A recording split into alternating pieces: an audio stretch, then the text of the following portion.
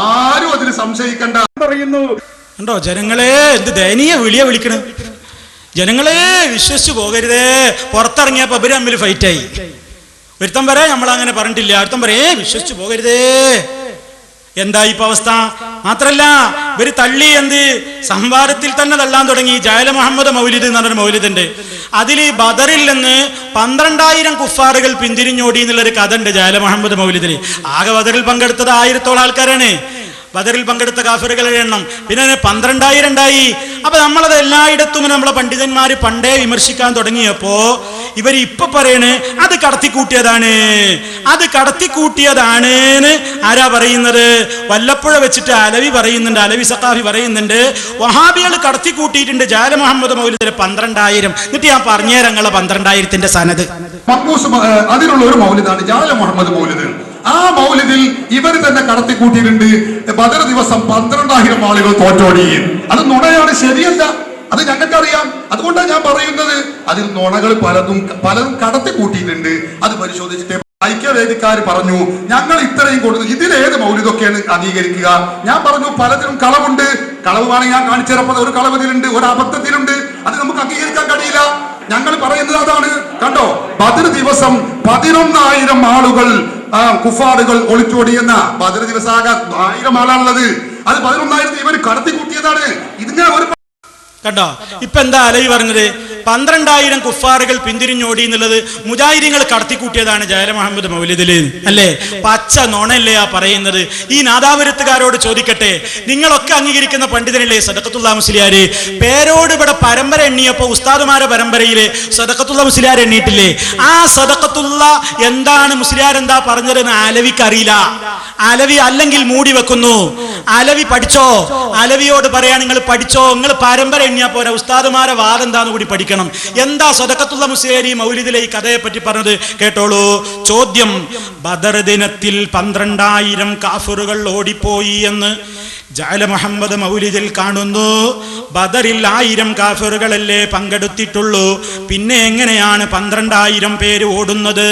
സദഖത്തുള്ള മുസ്ലിയാരോട് ഫത്വ ചോദിച്ചതാണ്.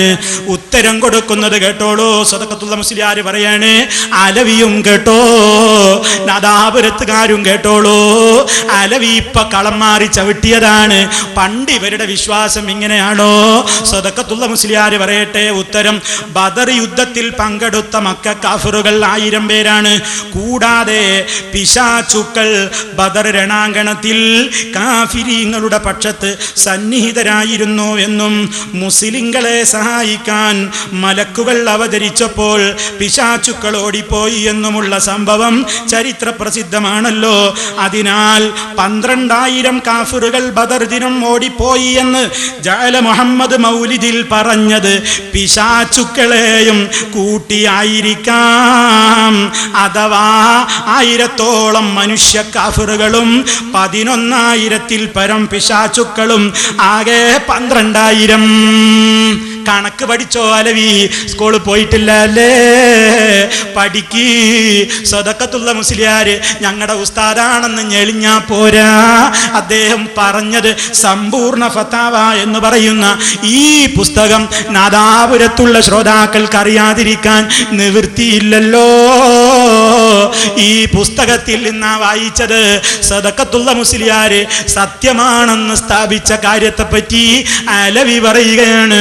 വഹാബികള് കടത്തിക്കൂട്ടിയതാണ്, സ്വീകാര്യമല്ല. പറയോ സദഖത്തുള്ള മുസ്ലിയാര് വഹാബികൾക്ക് കൂട്ടുനിന്ന വഹാബിച്ചാരനാണോ? മറുപടി പറയേണ്ടത് അലവി തന്നെ. ഇനി നിങ്ങൾ ചിന്തിച്ചു നോക്കൂ പ്രിയപ്പെട്ടവരെ. അലവി സഖാഫി ചിന്തിച്ചോ?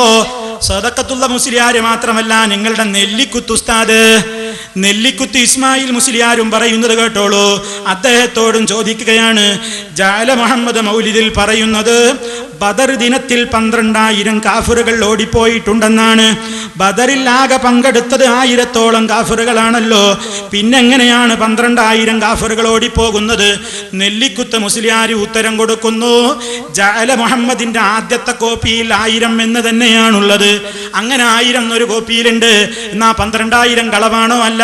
ഇനി 12,000 ഉണ്ടെങ്കിൽ ബദർ യുദ്ധത്തിൽ പങ്കെടുത്ത മക്ക കാഫിറുകൾ 1000 അവരെ കൂടാതെ അവരെ പിന്താങ്ങുന്ന ധാരാളം പിശാചുക്കളുണ്ടല്ലോ, അവരെല്ലാം തന്നെ പിന്തിരിയുകയുണ്ടായി.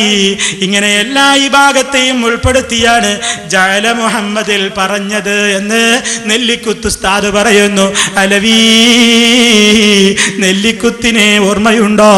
ഇസ്മായിൽ മുസ്ലിയാരെ ഓർമ്മയുണ്ടോ? വഹാബിച്ചാരനാണോ? ജീവിച്ചിരിക്കുന്ന ഉസ്താദിനോട് ചോദിക്കോ, നിങ്ങൾ എന്താ എഴുതി വിട്ടതെന്ന്.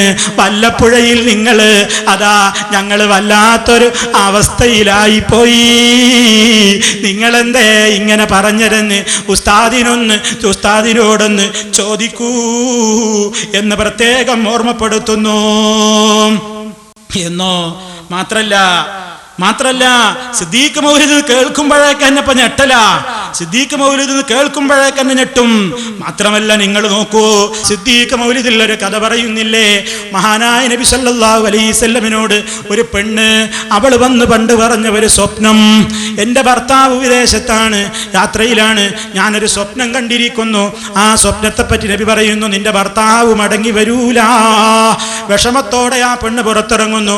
വഴിക്ക് വെച്ച് സിദ്ദീഖ് റളിയല്ലാഹു അൻഹുവിനെ കാണുന്നു. സംഭവം പറയുന്നു. സിദ്ദീഖ് റളിയല്ലാഹു അൻഹു പറയുന്നു, വിഷമിക്കണ്ട, നിന്റെ ഭർത്താവ് ഇന്ന് രാത്രി തന്നെ തിരിച്ചെത്തുന്നതാണ്. നബി പറഞ്ഞതും സിദ്ദീഖ് റളിയല്ലാഹു അൻഹു പറഞ്ഞു, രണ്ടും രണ്ട്. ഈ സ്ത്രീയാകെ മാനസികമായ വിഷമത്തിലായി. അവരിങ്ങനെ ചിന്തിച്ച് അവസാനം അവര് നബി സല്ലല്ലാഹു അലൈഹി വസല്ലമിന്റെ അടുക്കലേക്ക് പോയിട്ട് പറയുന്നു, നബിയേ, ഇങ്ങനെയാണല്ലോ സിദ്ദീഖ് റളിയല്ലാഹു അൻഹു പറഞ്ഞത്, നിങ്ങൾ പറഞ്ഞത് അങ്ങനെയുമാണല്ലോ. അങ്ങനെ ചിന്തിച്ചപ്പോൾ ജിബ്രീൽ വന്നിട്ട് പറഞ്ഞു കൊടുത്തു, മുഹമ്മദ് നബിയെ, നിങ്ങൾ പറഞ്ഞത് തന്നെയാണ് സത്യം. പക്ഷേ സിദ്ദീഖ് അങ്ങനെ പറഞ്ഞത് കൊണ്ട് സിദ്ദീഖിന്റെ നാവിലൂടെ കളവ് പറയുന്നതിൽ അള്ളാഹ്ക്ക് ലജ്ജണ്ട്. സിദ്ദീഖ് മൗലിദിലുള്ളത് ഇത് ന്യായീകരിച്ച് ഒപ്പിക്കുകയാണ് ഒരു ചങ്ങായി, ഒരു സഖാഫി. അത് ന്യായീകരിക്കണം. എന്താ അത് എന്ന് പറഞ്ഞാൽ എന്നൊക്കെ പറഞ്ഞിട്ട് മൂപ്പരിങ്ങനെ തപ്പി നിന്നിട്ട് പറയുന്നൊരു ഭാഗമുണ്ട്.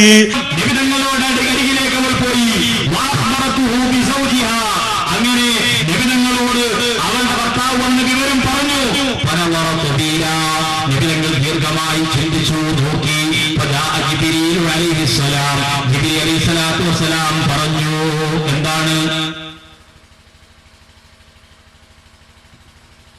എന്ന് പറഞ്ഞിട്ട് അബൂബക്കർ സിദ്ദീഖ് റളിയല്ലാഹു അൻഹു, നീയും നിന്റെ ഭർത്താവും ഒരുമിച്ച് കൂടും എന്ന് പറഞ്ഞപ്പോൾ അല്ലാഹു റബ്ബുൽ ഇസ്സത്ത് അത് ഉറപ്പിച്ചുകൊണ്ട് മഹാനവറുകൾ അങ്ങോട്ട് പറഞ്ഞപ്പോൾ, സത്യം ചെയ്തുകൊണ്ട് അങ്ങോട്ട് വിശദീകരിച്ചപ്പോൾ അല്ലാഹു റബ്ബുൽ ഇസ്സത്ത് അത് സാധൂകരിച്ചു കൊടുക്കുകയും ചെയ്തു എന്നതാണ് ഈ സംഭവവുമായി ബന്ധപ്പെട്ടുകൊണ്ട് പറയുന്നത്. മൂപ്പരെ ന്യായീകരിക്കണം, അതിന് തകരാറൊന്നുമില്ല, കുഴപ്പമൊന്നുമില്ല എന്നൊക്കെ പറഞ്ഞ് ന്യായീകരിക്കുന്നു. അതേ അവസരത്തിൽ ഇവിടെ ഉസ്താദ് പേരോട് നാദാപുരത്തിന്റെ മണ്ണിൽ ആ സിദ്ദീഖ് മൗലൂദിലെ കഥ നിഷ്കരുണം തള്ളുന്നു. ഇതിലാണ് പറയുന്നത്, ഒരു സ്ത്രീ ഒരു സ്വപ്നം കണ്ടിട്ട് നബി സല്ലല്ലാഹു അലൈഹി വസല്ലം തങ്ങളെടുത്ത് വന്ന് പറഞ്ഞു. നബി സല്ലല്ലാഹു അലൈഹി വസല്ലം തങ്ങളെടുത്ത് വന്ന് പറഞ്ഞപ്പോ നബി തങ്ങള്, നിന്റെ ഭർത്താവ് മടങ്ങി വരൂ, നിന്റെ ഭർത്താവ് മടങ്ങി വരൂല, നീ ഒരിക്കലും ഭർത്താവിന്റെ കൂടെ ജീവിക്കൂല എന്ന് പറഞ്ഞു പോലും.